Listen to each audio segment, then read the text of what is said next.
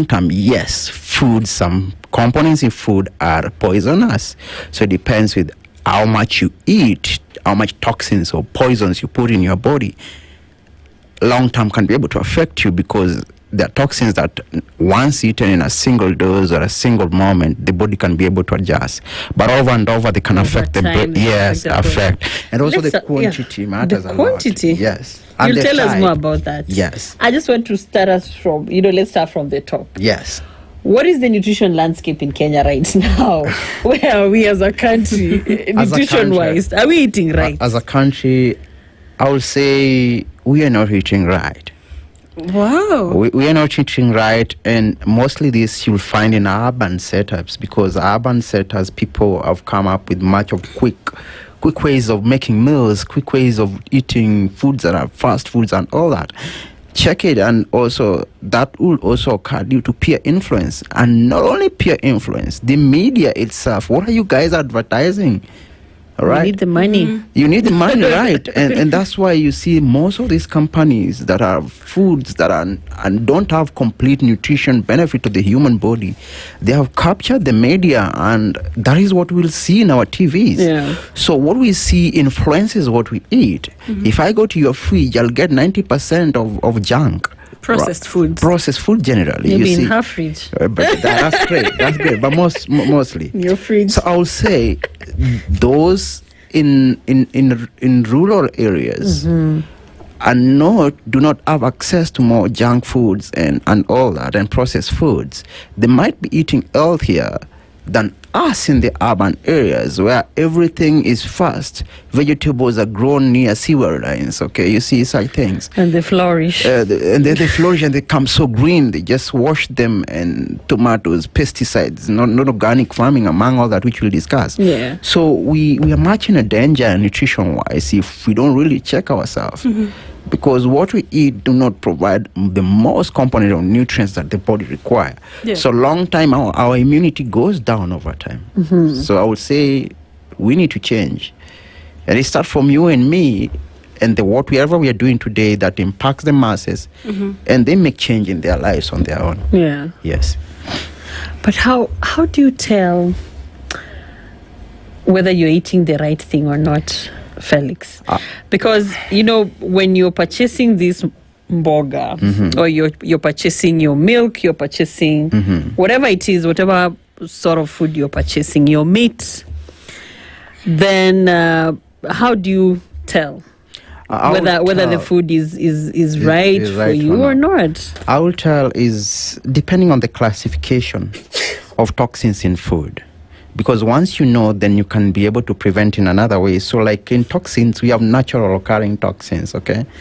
The natural occurring toxins are in plants. Mm-hmm. And one of them is called cyanogenic glycosides. This is in cassava. Mm-hmm. And that's why you see in the long time, those during longer days, to tend to destroy this toxin in cassava, you draw the water, whereby you see they used to take gunias and put stone.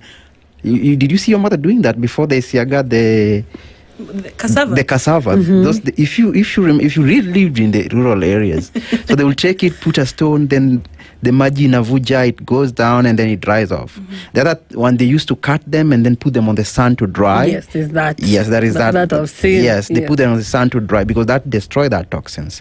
But if you eat it that way, that cyanogenic glycoside will be able to affect the body, and it affects your neurons generally and nervous system. Okay, and this can also cause cancer generally in cassava. Mm-hmm.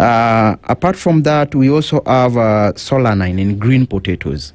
So if you see a green potato, know that it has natural chemical in it, natural compound. You see how green. Yeah, you see potatoes are normally either white, pinkish, and all that. Yeah. But you will find some green component in it. That is what is called solanine. And this in long time will cause also on the nerves, okay? Now, long term intake of cabbages, something very funny. They have what we call goitrogens. Yeah. So you're talking to Mulima babes. Yeah, they're Mulima babes. And that's why you see. Yeah, with if you a lot of cabbage. In Kenya, I would say 60% or most metabolic disorders, diabetes, among others, are more in the Mulima areas because of the type of food they eat. So too much of everything is dangerous, like I said. Correct. And that's why we say balance intake of these nutrients. There are other nutrients that are beneficial to the body, but others are harmful, so they will cause goiter. Then we have marine, like fish now. So fish also have what we call toxins. Those are chemical in fish, like we have the sea fish, puffer fish, shellfish, and all that. And this will cause GI problems, paralysis, among others. And that's why intake of sea fish over and over, I won't really advise once in a while. Then in animal sources, we have something called histamines. And this you'll find in spoiled fish. Well, You'll find in spoiled fish. And what it will do, it can cause toxins within your system and even cause death, infection, and all that. So that's why really fish is one of the products that we take that high chances of causing toxins in the body. Okay. So when you have a spoiled fish, just let it go, because chances of causing toxins to you is also very high. Okay. the damage is worse Yes. than that 400 bob fish Yes. or 300 Yes, bob fish. and then we have aflatoxins in nuts and cereals. And that's why I tell people, why do you want to buy unga for 6 months? Because in the house there is different temperatures. There will be humidity, and that humidity will cause it to have some moisture content, and it can cause growth of organisms such as aflatoxin, because this is maize that is not well drying, microorganism coming, or even nuts. And that's why when you're storing your food also in your cupboards or anything, let them not be closer to the wall. Because the temperature changes. Do you store them in containers, or do containers you will just be leave better. them in the Actually, packets? containers will be better, closed containers. And if you have to store them in whatever package, let them be away from the wall a little bit. Don't put them closer to the wall. But if there are walls that have wood insulated, then much better because of the cold. Yeah. Then we have also environmental factors, okay? And environmental factors, we have pesticides that are used in our vegetables. Yes. In fact, I think that was going to be my next question. 'Cause I was going to ask how pesticides, herbicides, used in farming end up in our food that we consume. Yes. So we have pesticides. So pesticides that are not very good for the human nature have something called organochlorines or organophosphates. It's a component in that pesticides that when our body we take it can cause toxicity, and mostly on our liver, gallbladder, among others. Then we also have heavy metals, and heavy metals we'll find it lead in our water that we take. This water, that kanjo water, they just pass through those metals over the years and years and years. Rusty metals. Yeah, rusty metals. You see, and that's why if you're taking tap water, you see some tap water with kichungi, or you can sieve your water to sieve some of these metals, but it has to be with very minimal diameters, the kitamba or whatever. But there are those taps that you can have, it has a siever naturally, because it reduces these metals to you. So boiling or the chlorine or anything will just destroy the microorganism. But if it has these lead metals, they will still be there, okay? Then we also have mercury. And mercury, we can get it in, you see, like the machines in our sugars, right? Some metals, even the lead in our sugars, if the factories are not good. And that's why for me, I always choose expensive via cheap over the local you'd go and get options. There are options but there. I go for the most expensive because I know their production, they have followed all the guidelines and everything, because they say cheap is expensive. It's true. Why is it cheap? The production, they're not having a lot of costs, machines and everything.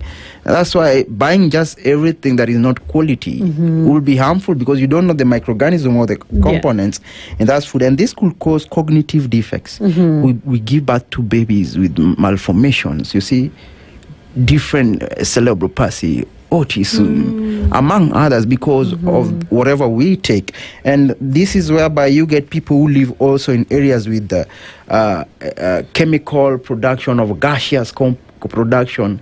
It causes different health effect to their system. We have also industrial toxins that generally come from pollutants, which it's not food in generally, but it will still affect our system. Okay. Then there is also the processing and packaging of foods. that will also affect our system and cause pollution. Exactly. Yes. And I want to come to that, processing and packaging of foods. We've seen, let me even go back to water. You're talking about water. Nowadays, we refill our waters. There are water ATMs everywhere, like refillers. We go there, you just give out your bottle and water is refilled. But you really don't know how safe that water is. Are we taking safe water? In fact, Becky, I was telling you earlier, there's also few, I think I've seen milk being dispensed. Yes. Cooking oil.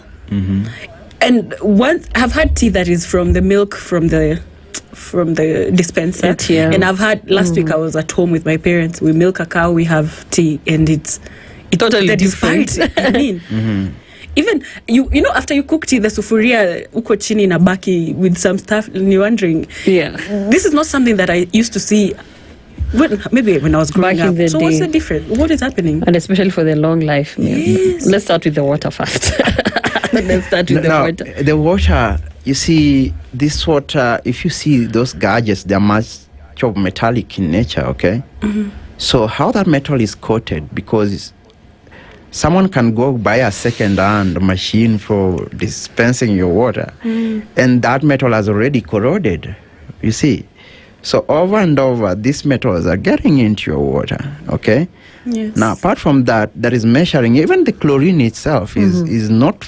the lesser levels will not affect your body, but higher levels will affect your body. And that's why even with doing it, putting on water, we measure per liter or per 20 liter or anything. So if you get someone who has no much knowledge on this water, they're just doing it for sale. Business. They're not checking the hygiene part of the water. That thing is not being washed. It's also affecting your health. And that's why at that point, I will say that comes on you as a person. Where do you get your water? How much do you trust your vendor? Yes. You go there, you can just see some few things. The hygiene at the place, you see? The hygiene at the place you buy your water. And then apart from that, even the taste of the water matters a lot, because... what taste are we looking for? First of all, why is there always a different taste in water? Like, the different vendors. But how would you describe the good taste? Like, what are we looking for? When I taste my water, what am I looking for? You see, it's very hard to because different people have different taste buds.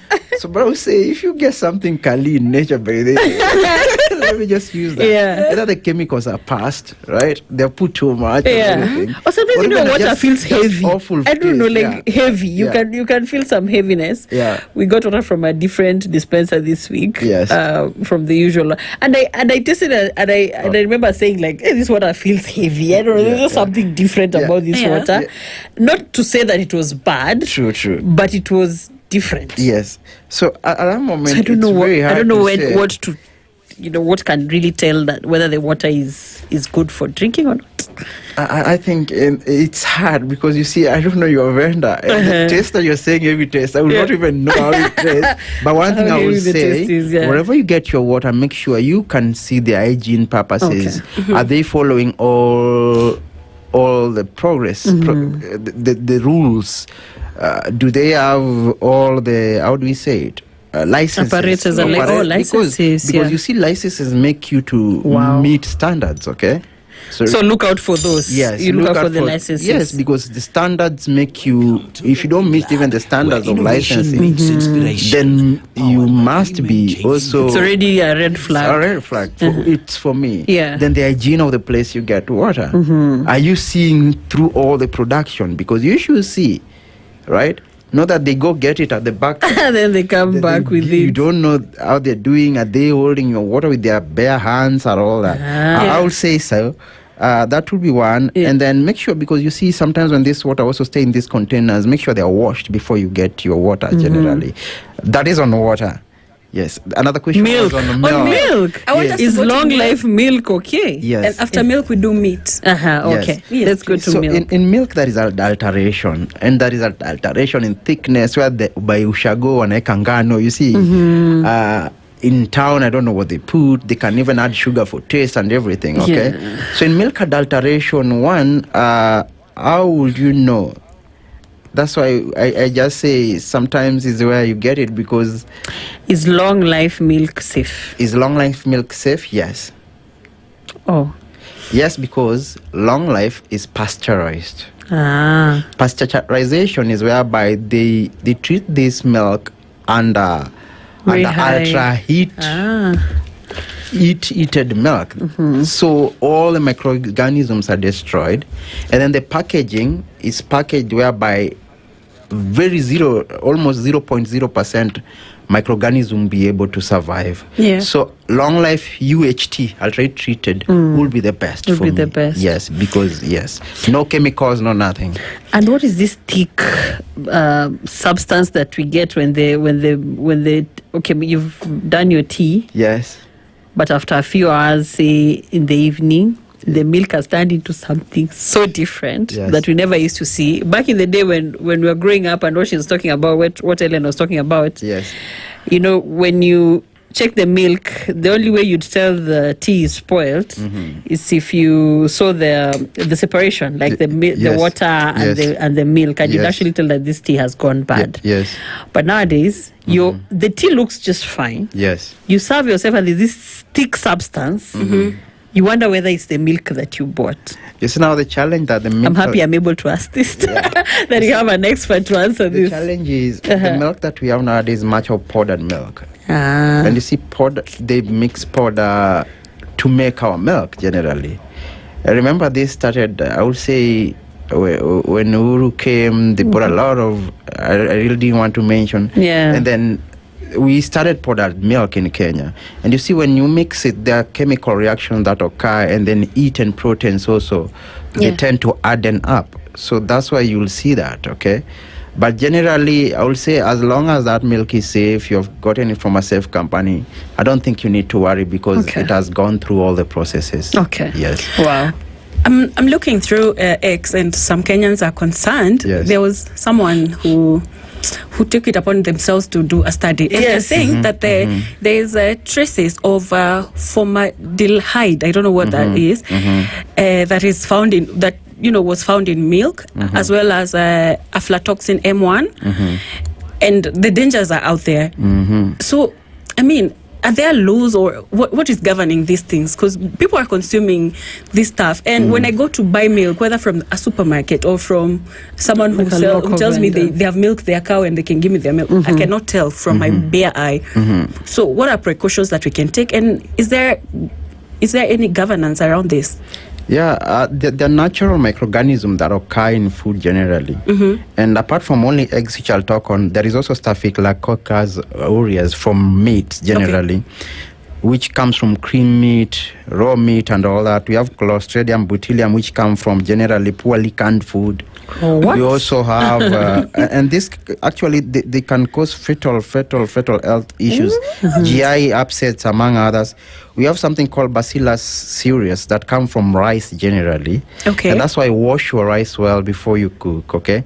Now, when we're washing, don't just wash until that water white clears, because the more you clear it, you're losing also vitamins, the B complex. So just wash it, drain it nicely, then you boil, because the heat will also destroy some. And then equally comes from mostly raw meat.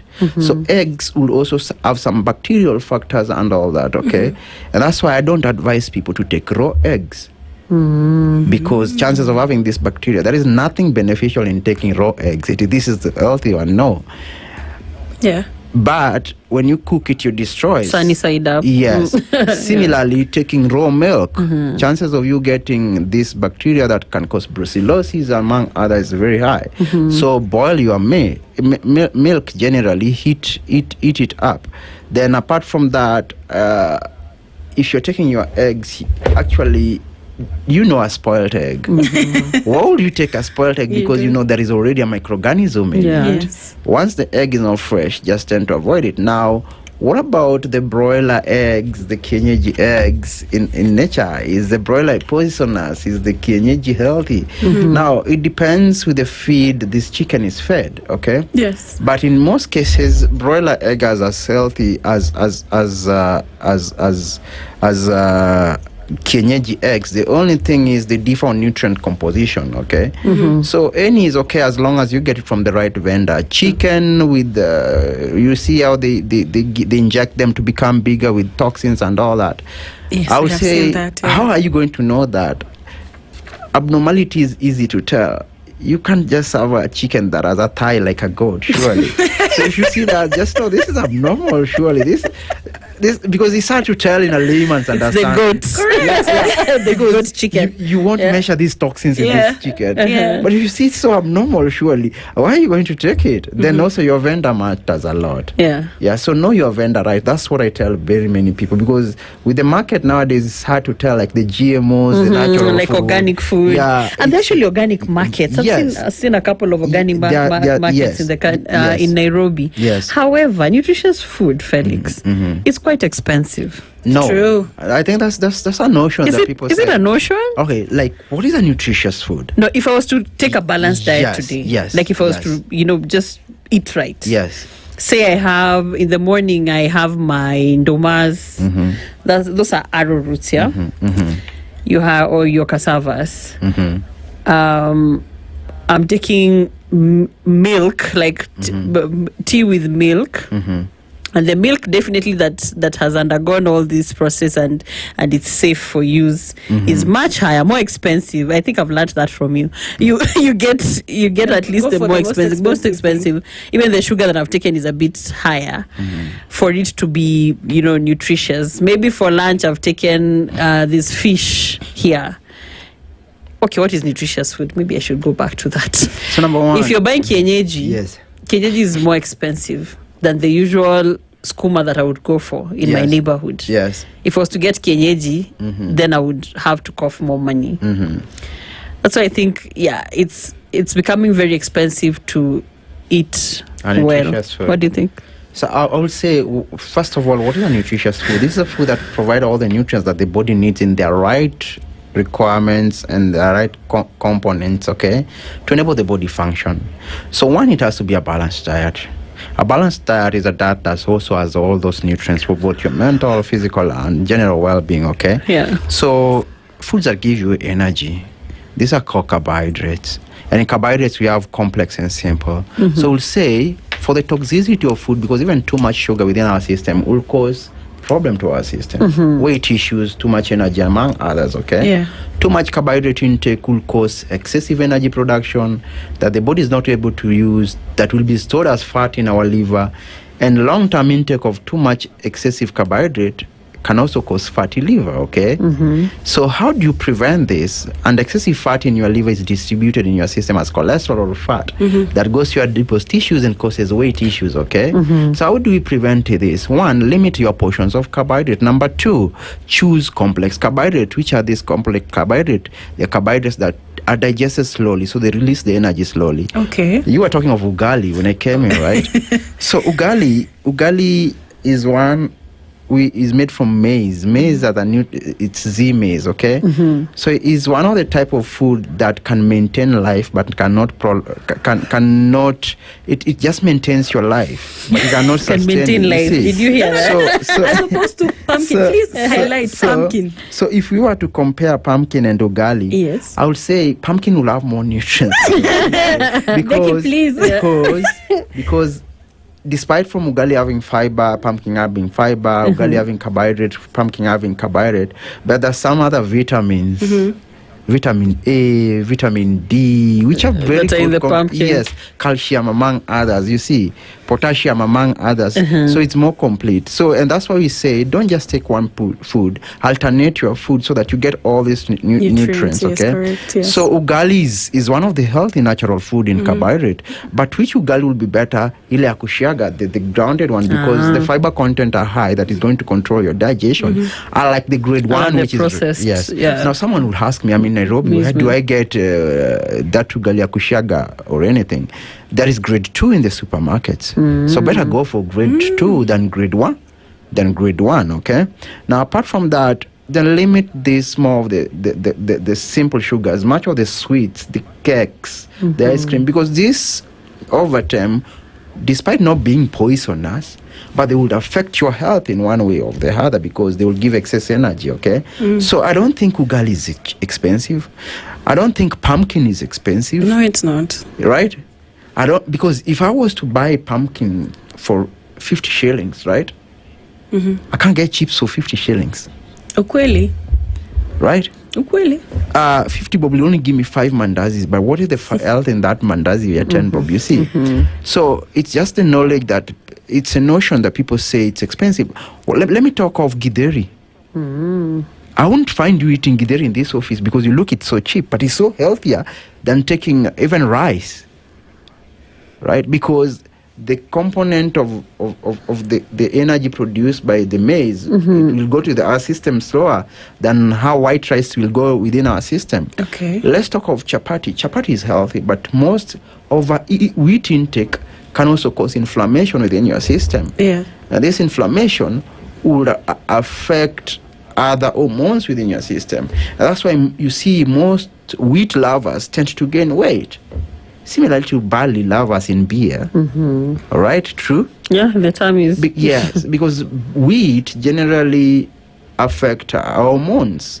It will cause estrogen balance within our system, especially white meat, white chapati from white wheat generally will also affect our insulin production and can lead to insulin resistance, later on obesity and diabetes, okay? And that's why if you're checking your weight, limit wheat. Naturally tend to limit wheat. Yeah. Let's talk of sweet potato. We have sweet potato. We have nduma. We have green bananas or the matokes. Yes, matokes. Or plantains. Plantain. You see, yam, arrowroot. This is so healthy carbohydrates than going to spaghetti, pasta, and all those other wheat products. Okay. Let's talk about protein. Chicken. I believe nowadays you can go to a butchery outside the gate and you can get chicken for 100 shillings, okay? Because they measure, right? Yeah. They measure. They even do it beef, package. Yes. Yeah. We have cereals are very healthy, the beans and all that, okay? You can't tell me. Lentils. Yeah, lentils, okay? We have vegetable. Now, coming to vegetables, it's not just a must you take the green leafy vegetable. They are very healthy because they have different nutrients. Like they have folic acid for your red blood cells. They have calcium for your bones, vitamin D for your bone marrow, iron for your system. But remember, even vegetables have poisons or toxins. These are called phytates, and they are also called oxalates. The oxalates or phytates are natural occurring chemicals that are found in cereal, like in some beans, that are also found in vegetables. And one of the vegetables with a lot of phytates and oxalates is spinach. Yes. I was waiting to hear. Yes. What? So, yes. Spinach. So we say spinach is healthy, right? Yeah, we think so. So why do we say it's healthy? Because it's one of the dark green leafy vegetables, okay? So dark green leafy vegetables are high source of iron, okay? Which spinach is one of them. High source of calcium, high source of folic acid. So they're healthy because high source of vitamin C. Exactly. Because they have this component. However, but it also have the toxins that I've talked about, where we have the phytates and oxalates. So when you take too much spinach, despite it having a lot of iron, mixing with the liver that also have high iron, or mixing with meat that has high iron, it will bind the iron in meat in the stomach. Did you hear that? It will bind the iron in the chicken. So what will happen, the iron of the spinach, the body will try to convert, but the other one will be bounded in the stomach, because binding of iron is bounded on the stomach, not on the bloodstream, like I tell people. So is it safe to mix the way we mix, say, spinach and skuma? Yes, or it is safe. Kienyeji? It's safe, but the more you mix different vegetables or even fruits, the more they compute for absorption. So you won't get the nutrients, and that's why we say if you're mixing... Or even fruits? Yes. You shouldn't do like varied... Not more than 3 different fruits. When you do like more than 3, they start competing, so you won't get this nutrients. So don't mix more than 3. Well, for what purpose? You just want a vegetable which has a roughage. Fruit salads. Yeah, but why do you want to mix so many things? Why are you taking fruits for vitamin C? Right? Yes. So why do you have to mix 10 of them? It's like eating 5 oranges or 10 oranges. Just take 1 or take 2 or 3 different. All right? Yeah. So these chemicals, and that's why the iron in spinach, like I tell people, you can get in more when you take spinach with a fruit or you blend it as a smoothie. Yeah. because you have two different types of iron. Iron 2 that is not readily available in the body. It only gets into the system when you have a vitamin C. And iron 3 in animal protein that the body absorbs without anything. So the iron in spinach won't get inside the body on its own. It requires vitamin C. So if you want more of it, blend it as a smoothie than taking it as a vegetable. But if you have to take like 2 or 3 times a week, it's well and good. So their toxin is natural food. The vegetables, we can be able to get them. If you can't get the green leafy vegetables are expensive, maybe you can take it once a week. The other day you mix these others. Okay. And yes. Maybe because I know we are running out of time. Let's talk about the meat. Yes, the meat. How safe is our meat? I was telling her how I purchased some liver, like a year or so ago, and I had guests. So the liver had some extraordinary redness, on it. Like it looked very fresh, like the meat had just been slaughtered, and I doubted that color. It didn't look like the normal. It was too fresh, like the normal liver. However, we cooked it. But I was telling her how, like for the next 2 weeks, the fecal waste was black, black like this mug here. For all of us, all the guests that were in my house, because now it's we started calling, okay, are you okay? Started in the house I'm first. experiencing this thing. And then like, have you also experienced the same thing? And then the next thing, okay, so we call all our guests, and can you imagine they all experienced that for a whole 2 weeks? And that was the end of us purchasing meat from that place. So how do you tell good meat from bad meat? I would say the color matters a lot. But the colors also matters. That comes with what we call rigor mortis. The more the meat stays, the more it changes, okay? So fresh food is very important. But because if it is not fresh, then it can form organism. And one of the organism it can form, we have amines in meat, okay? Apart from that, we have the residue, like drug residue, chemicals. We have adulteration, coloring agents in meat, like you see now, whatever you can say. They can just use coloring agent to make it more red and all that. Appear redder and fresher. To appear red and fresher. Like have you seen some supermarket that they spray? What? No. Spray what? Not in Kenya. I would say you've not watched videos that they spray food to maintain their own color. I've seen that on bunches on fruits, I think. On fruits, on fruits, You spray water, fruits, yes. So that can happen, and also curing meat and all that, like sausages, that are also cancerous causing, okay? So I would say, like I said, you see, it's a one-off, and it's hard to tell. It's very hard to tell because there are things you can't measure, the chemical compound or the microorganism in meat or any toxin in meat via your eye, okay? So that's why for general public and that person who is at Kibera or who is at Lavington, like I say, hygiene where you source your food is paramount. Is paramount. Packaging of your food, how is your food packaged? Very, very paramount, okay? When you're warming your food, do not use plastics because they also have chemicals that will affect your body or affect that food. Do not use plastic in warming your food. Which material would you recommend? What do you recommend?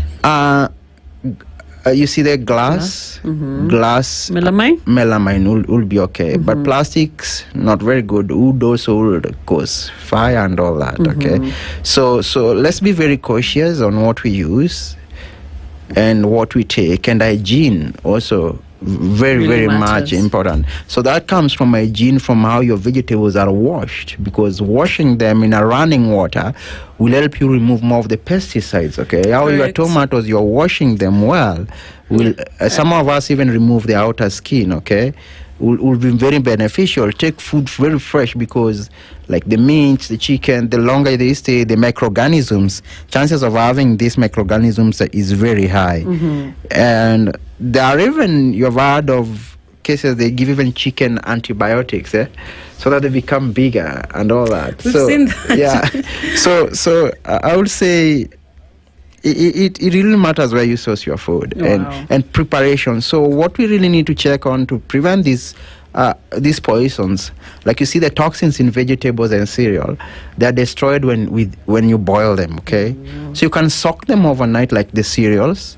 Then you wash them very well, because the soaking is, if they add pesticides also for storage, that water will tend to release them out. Then when you boil and pour the water out, it will tend to control. The vegetable, make sure you wash them with the running water. Very important. And then for another storage, make sure also you don't store dry goods like dry cereal closer to where they will get the immune. And don't store them for long, so that they stay for long. So consume. Yes, and then consume food. Within how long? I would say 2 months. 2 months. 2 months. 2-3 months is just okay for me. And then any food stored in the freezer, just do not more than 3 weeks. Why do you want to store meat for 6 months, Sure? I'm a victim, so you want to store githeri for the next 5 weeks.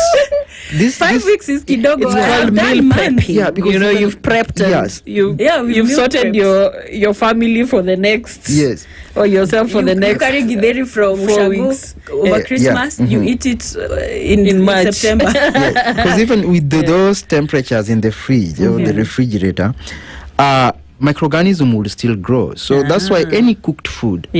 Why would you just tell it not more than 2 weeks? Or even a week would be most important. Like you've cooked vegetable, it remained yesterday. Why don't you just take it in 2 days? You want to keep it there for a week. Microorganism will form and then will affect your system and take foods warm, because some of the microorganism will be destroyed in nature. Yes, and yes. Felix, we have just 2 minutes to conclude this conversation, and I want you to tell us something on solutions and way forward. So what practical steps should Kenya take in short term to reduce toxic foods, in terms of testing, laws, maybe farmer education? What do you suggest and what do you advise as we conclude? One thing Kenya will take, and it requires different levels of board and bodies to come together and make this happen. And starting from agricultural production and practices, we should empower people to use more organic foods. And if any case we have to use pesticides and fertilizers, let them be those that are approved to be used. That's why when you're going to buy your pesticide and fertilizers, go to agrochemistry, is it called agrochemist? Yes, agrochemist that will be able to advise you on the best and tend to know the dangers and the effects on your plants or even on your system, which sometimes they will not be able to tell you. But look at the ingredients. Apart from that, we also will talk more of letting the people and advertisement, labeling components, preservative components, dyes. Like some Sudan chilies have dyes that are very dangerous to your system. So do this food contain dyes? And then these foods, you see like nyama chomas and all that, people should know that these things are not healthy. So sensitization is key. Then also control, whereby KEBS fails us, because anything, as long as you have money in Kenya, KEBS will give you a logo. So I think this body should also be very strict in whatever they're coming to the public.